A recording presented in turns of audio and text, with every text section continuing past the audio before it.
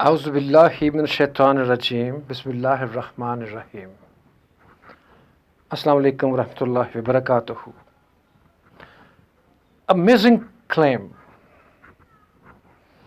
Whether or not anyone believes in the claim by the author and his document Qur'an is truest and errorless, the claim itself is so persuading that one must verify its truthfulness by reading the message at least once, to ward off the consequences that one will face after the resurrection should it proves to be true.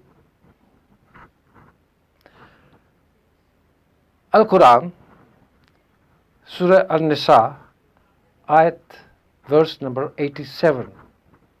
Allah Subhanahu Wa Ta'ala says, Allah, there is no deity except Him. Allah, Allahu la ilaha illa huwa.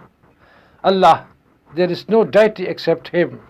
He will surely assemble you for the account on the day of resurrection, about which there is no doubt, and who is more truthful than Allah in statement.